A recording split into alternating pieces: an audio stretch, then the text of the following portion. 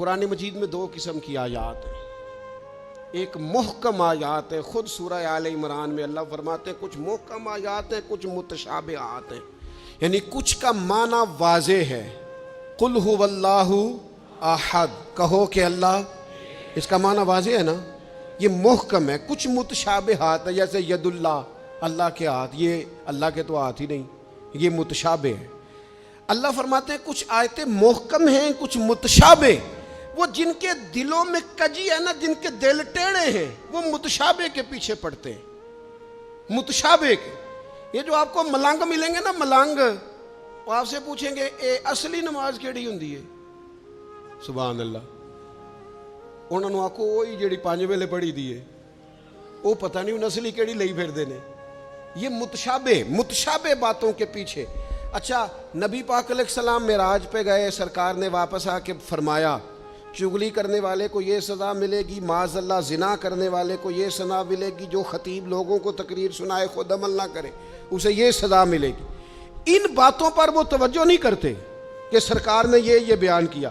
فرمایا میں دیکھ کے آیا ہوں سود کھانے والے کو یہ سزا ملے، اس پر توجہ نہیں. وہ پوچھتے کیا ہیں؟ کہتے ہیں یہ بتائیں براق جس پہ حضور بیٹھ کے گئے تھے اس کا رنگ کیسا تھا؟ میں آپ کو راز کی بات بتاؤں، معراج میں کیا کیا باتیں ہوئی تھیں. او بھائی تو رہنے دے، تیرے پاس جو محکم باتیں ہیں تو ان پہ عمل کر. شریعت میں کچھ چیزیں واضح، مثلا ایک مسئلہ ہے، مسئلہ تقدیر. تقدیر پر ایمان لانا ضروری ہے، پر اس کی تشریحات میں نہیں جانا چاہیے. یہ تقدیر کا یہ مسئلہ کیسے ہے، یہ مسئلہ کیسے ہے، اس میں جانے سے نبی پاک نے منع کیا. لیکن لوگوں کو عادت ہوتی ہے وہ باتیں چھیڑنے کی جن کو چھیڑنے سے شریعت نے روکا ہے، وہ چھیڑتے ہیں. یہ آپ حدیث پاک سنیے. حضرت ابو ہریرہ رضی اللہ تعالیٰ عنہ ارشاد فرماتے ہیں ہم سب لوگ ایک دن بیٹھے تھے تو کچھ لوگ مسئلہ تقدیر پر بحث کر رہے تھے. سرکار تشریف لے آئے.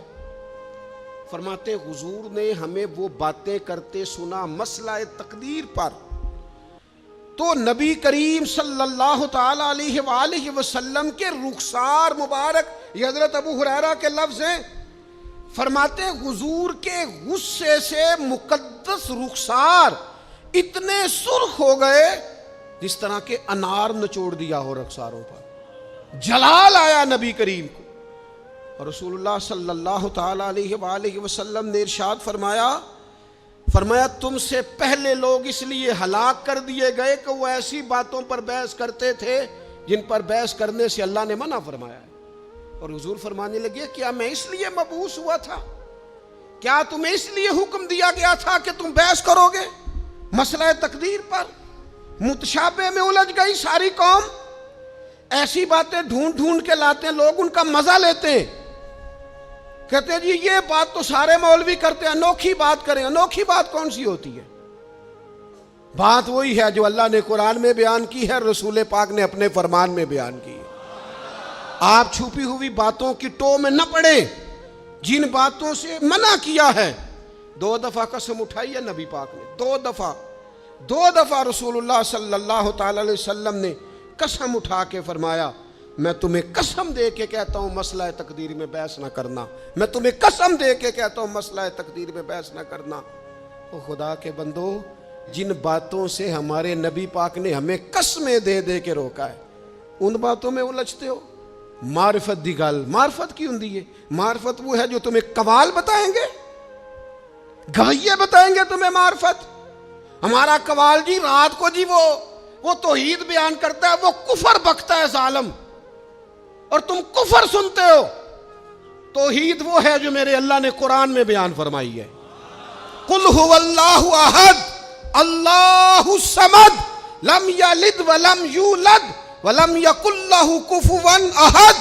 اللہ نے بیان کر دی ہے، کسی قوال سے سننے کی ضرورت نہیں ہے. اس لیے تصوف اور طریقت کی اصل کو سمجھے آپ. ہم ملنگوں سے باتیں سنیں گے تو میرے عزیز کبھی بھی ان چکروں میں نہ پڑے. متشابہات میں آپ الجھ گئے.